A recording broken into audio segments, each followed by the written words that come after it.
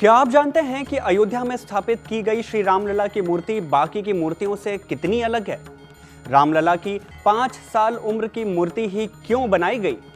रामलला की मूर्ति की लंबाई 51 इंच ही क्यों रखी गई? सवाल ये भी है कि जब अयोध्या के लिए 3 अलग अलग रामलला की मूर्तियां बनाई गईं, तो उनमें से एक को तो स्थापित कर लिया जाएगा, लेकिन बाकी 2 का क्या होगा? नहीं जानते तो चलिए इस वीडियो में जान जाइए। 22 जनवरी को अयोध्या में श्री रामलला की मूर्ति की प्राण प्रतिष्ठा होनी है। इसके लिए 16 जनवरी से ही कई कार्यक्रम शुरू हो गए और 18 जनवरी को शुभ मुहूर्त में श्री रामलला की मूर्ति को राम मंदिर के अंदर लाया गया, जिनकी प्राण प्रतिष्ठा 22 तारीख को की जाएगी।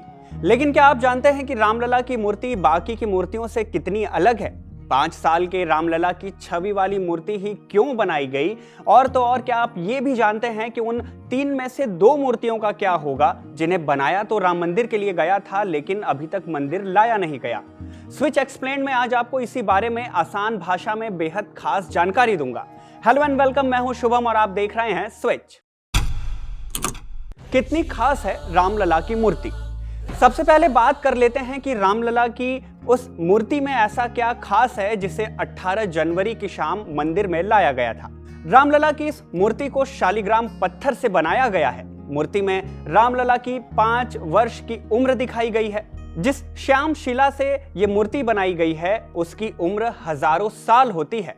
मतलब कि रोली चंदन जैसी चीजें लगाने से मूर्ति की चमक खराब नहीं होगी। पैर की अंगुली से लेकर ललाट तक मूर्ति की लंबाई 51 इंच रखी गई है। मूर्ति का वजन 150 से 200 किलो का है। मूर्ति में रामलला का मस्तक सुंदर, आंखें बड़ी और ललाट भव्य है। कमल दल पर खड़ी मुद्रा में मूर्ति, हाथ में तीर और धनुष होगा। अब सबसे बड़ा सवाल ये आता है कि मूर्ति बनाने के लिए काले पत्थर का इस्तेमाल क्यों किया गया? सवाल इसलिए भी उठ रहा है कि हिंदू रीति रिवाज में काले रंग से परहेज किया जाता है, तो फिर मूर्ति काले रंग की ही क्यों बनाई गई? जवाब है कि रामलला की मूर्ति को शालिग्राम पत्थर से बनाया गया, जिनसे हिंदू धर्म में सभी देवी देवताओं की मूर्तियों को बनाया जाता है। इसे पवित्र पत्थर माना जाता है। शालिग्राम काले रंग के चिकने अंडाकार पत्थर होते हैं। धार्मिक ग्रंथों के मुताबिक शालिग्राम भगवान विष्णु के विग्रह स्वरूप है। ये एक प्रकार का जीवाश्म पत्थर है। शालिग्राम आमतौर पर पवित्र नदी की तली या किनारों पर इकट्ठा किया जाता है। दूसरा सवाल यह आता है कि मूर्ति 51 इंच की ही क्यों रखी गई? जाहिर सी बात है कि जब मंदिर को करीब 161 फीट ऊंचाई का बनाया गया तो मूर्ति भी बड़ी होनी चाहिए, तो फिर 51 इंच ही क्यों? इसके पीछे का तर्क है कि रामलला की मूर्ति में दिखाई गई उम्र रामलला की 5 साल की उम्र वाली छवि मूर्ति में दी गई है, तो इसके लिए उनकी अनुमानित लंबाई करीब 51 इंच मानी गई, यानी कि 4 फीट 3 इंच। अब आप कहेंगे कि 5 साल के बच्चों की लंबाई औसत इतनी कहां होती है? आज के समय के अनुसार देखें तो 5 साल के बच्चों की लंबाई 42 से 45 इंच यानी करीब 3.5 फीट के आसपास होती है। अब क्योंकि रामलला का जन्म त्रेता युग में हुआ था, तो इस बात का अनुमान लगाया गया कि उस वक्त लोगों की लंबाई आज के लोगों से थोड़ी ज्यादा हुआ करती थी। इस लिहाज से 51 को चुना गया। 51 इसलिए भी चुना गया क्योंकि हिंदू धर्म में ये एक शुभ अंक माना जाता है। अब एक सवाल ये आया कि अब तक तो हम श्री राम की जिन मूर्तियों की पूजा करते थे उनमें वो वयस्क अवतार में दिखाई देते थे, लेकिन अयोध्या के राम मंदिर में इस मूर्ति को बाल काल यानी कि 5 वर्ष का ही क्यों दिखाया गया? हिंदू धर्म में आमतौर पर बाल्यकाल को 5 साल की उम्र तक माना जाता है। इसके बाद बालक को बोध गम्य माना जाता है। इस संदर्भ में रामचरितमानस की एक चौपाई बेहद सटीक बैठती है, जिसमें काकभूषुंडी ने श्री राम का वर्णन किया है। तब तब अवधपुरी में जाऊं, बाल चरित बिलो की हर्षाऊं, जन्म महोत्सव देख न जाऊं, वर्ष 5 तह रहूं लुभाऊं।